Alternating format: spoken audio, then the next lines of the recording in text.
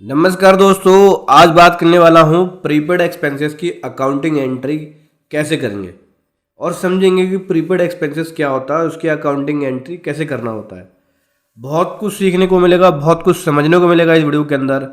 उससे पहले बताना चाहूँगा, जो भी भाई बंधु मेरे चैनल पर पहली बार है, इस वीडियो को पहली बार देख रहे हैं, जिन्होंने अभी तक सब्सक्राइब नहीं किया, सब्सक्राइब कर लीजिए। साथ ही साथ बेल आइकन पे भी क्लिक कर लीजिए ताकि इस तरह का कंटेंट आपको मिलता रहे। तो आज समझेंगे कि अकाउंटिंग एंट्री प्रीपेड एक्सपेंसेस की कैसे होती है। उससे पहले समझ लेते हैं कि प्रीपेड एक्सपेंसेस क्या होता है। तो दोस्तों, प्रीपेड एक्सपेंसेस वो एक्सपेंस होता है जब फ्यूचर के लिए कोई एक्सपेंस एडवांस में कर दिया जाता है तो वो प्रीपेड एक्सपेंस कहलाता है।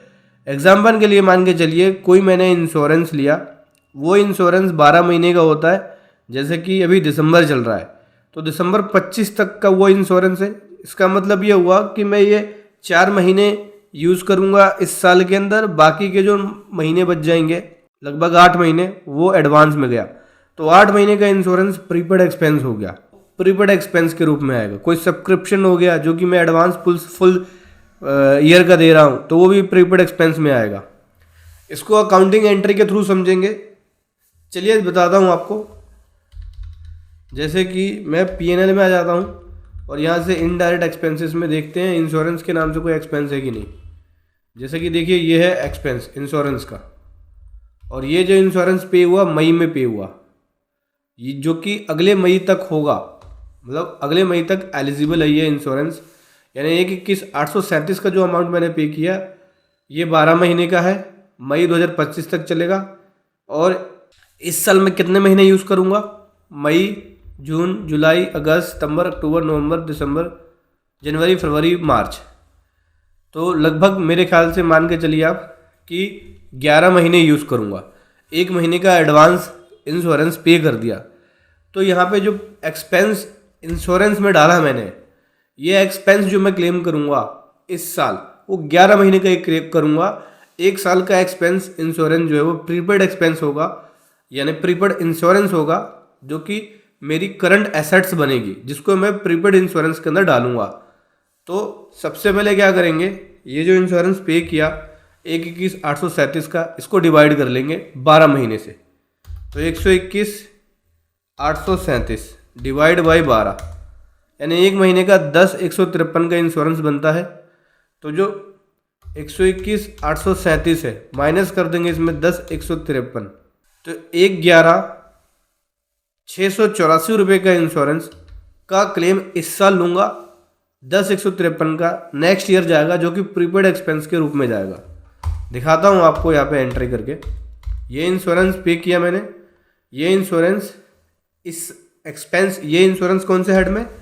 इनडायरेक्ट एक्सपेंस में है। इसका मैं एक्सपेंस के रूप में पूरा क्लेम कर रहा हूँ, जबकि पूरा नहीं होगा क्योंकि इस साल मैं 11 महीने यूज़ कर रहा हूँ। 1 साल एडवांस में पे किया जो कि नेक्स्ट ईयर के लिए जाएगा। तो इसमें मैं केवल लिखूंगा 1/11/684 और बाकी का डाल दूंगा प्रीपेड इंश्योरेंस में। मैंने बना रखा है प्रीपेड इंश्योरेंस। प्रीपेड इंश्योरेंस किसके अंडर बनेगा? करंट एसेट्स के अंडर बनेगा, क्योंकि ये हमारी एसेट्स बनेगी, क्योंकि एडवांस में मैंने पे किया है। तो 10/153 ये चला गया एडवांस के रूप में, यानी बैलेंस शीट के अंदर।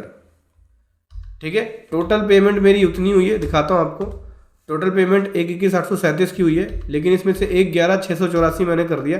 देख सकते हैं अब क्या हो गया, 1/11/684 पहले था यहाँ पे 1/21/837। 1/11/684 का इंश्योरेंस इस साल बुक होगा, बाकी का प्रीपेड इंश्योरेंस में जाएगा और प्रीपेड इंश्योरेंस बैलेंस शीट में चली जाएगी।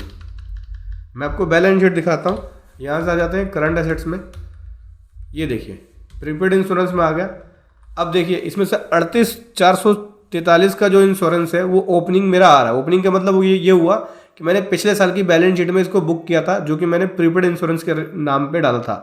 तो जो प्रीपेड इंश्योरेंस के नाम पे पिछले साल डाला था, वो इस साल मैंने इसका क्लेम लिया हुआ, क्योंकि प्रीपेड इंश्योरेंस में जब मैंने बुक किया तो मैंने एडवांस में पेमेंट कर दी थी, तो बाकी का बैलेंस शीट में डाल दिया। तो इस साल के अंदर मैंने इंश्योरेंस का क्लेम 38,473 का ऑलरेडी लिया है। तो मैं क्या काम करूँगा, इसको एक्सपेंस में ले लेंगे, जो ओपनिंग वाला होगा।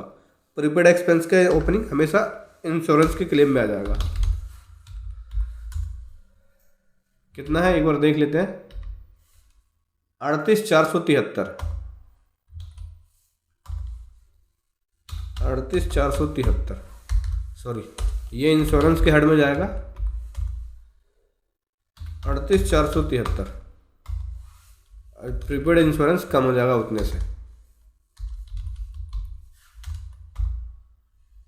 ठीक है, ये उतने से ही कम हो गया, क्योंकि जब मैंने पिछले साल बुक किया होगा, पिछले साल की एंट्री आपको दिखा देता हूँ, निकाल लेते हैं इसमें।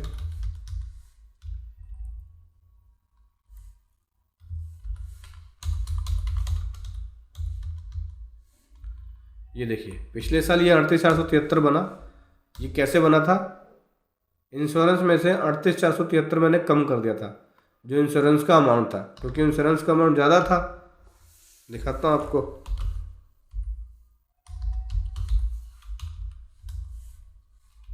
देखिए यहाँ से बना है 38,473। ये जो इंश्योरेंस पे हुआ होगा,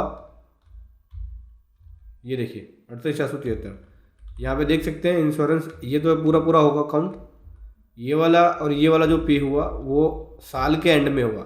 तो इस साल 2 ही महीने यूज़ होगा, बाकी पूरे साल जो है वो इस साल में यूज़ होगा, लगभग 10 महीने। तो 38,473 का प्रीपेड में डाल दिया, जैसे वो 38,473 का प्रीपेड में ट्रांसफ़र हो गया इंश्योरेंस। तो इस साल जो मैंने यूज़ कर लिया 38,473, उसकी एंट्री डाल दूंगा, तो वो इस साल प्रीपेड एक्सपेंस 0 हो जाएगा। नया प्रीपेड एक्सपेंस ये वाला क्रिएट होगा 10,153, क्योंकि मैंने आपको भी दिखाया था, balance sheet profit and loss account में आएंगे, इनडायरेक्ट एक्सपेंस में आएंगे।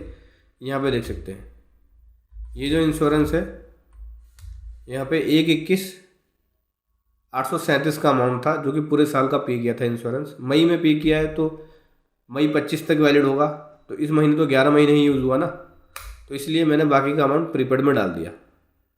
तो इस प्रकार से आपको क्या करना है, प्रीपेड एक्सपेंसेस की एंट्री करनी है। ये इंश्योरेंस हो गया। इसी प्रकार से और भी एक्सपेंसेस हो सकते हैं जो प्रीपेड हो सकते हैं, जैसे कि मार्च आप रेंट पे करते हैं, और जो रेंट अगर पे कर रहे हैं 15 दिन मार्च का, 15 दिन अपना अप्रैल का, यानी हर महीने की 15 तारीख तक करते हैं और 15 से 15 चलता है आपका, तो वो जो रेंट होता है 15 दिन का, वो एडवांस में चलता है। तो प्रीपेड रेंट भी डाल सकते हैं उसको। ठीक है, जैसा कि मैं आपको दिखा दूं, अगर मैं यहाँ P&L में ओपन करूं,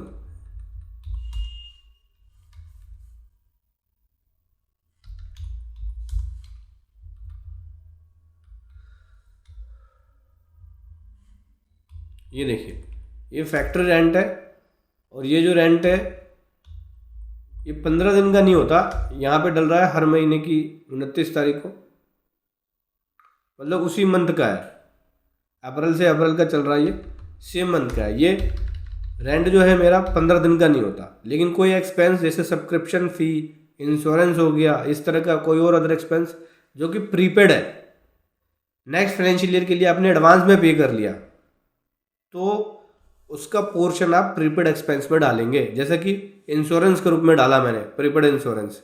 फॉर एग्जांपल के लिए अगर कोई सब्सक्रिप्शन फ़ी पे कर रहे हैं, मान के चलिए मैंने बैंक से ले लिया और यहाँ पे HDFC बैंक लेके पेमेंट कर रहा हूँ सब्सक्रिप्शन फ़ी।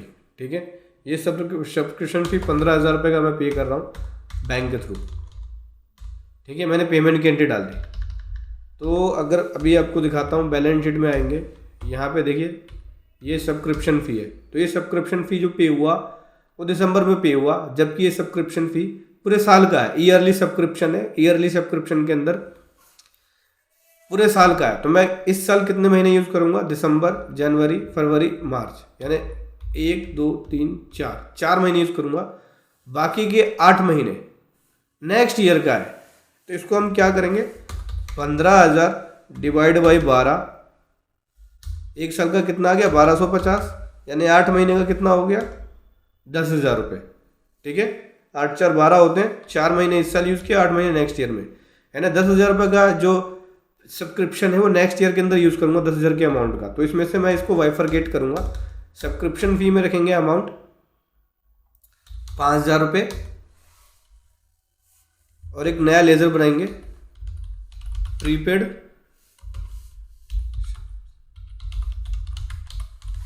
प्रीपेड सब्सक्रिप्शन फी करंट एसेट्स के अंदर जाएगा,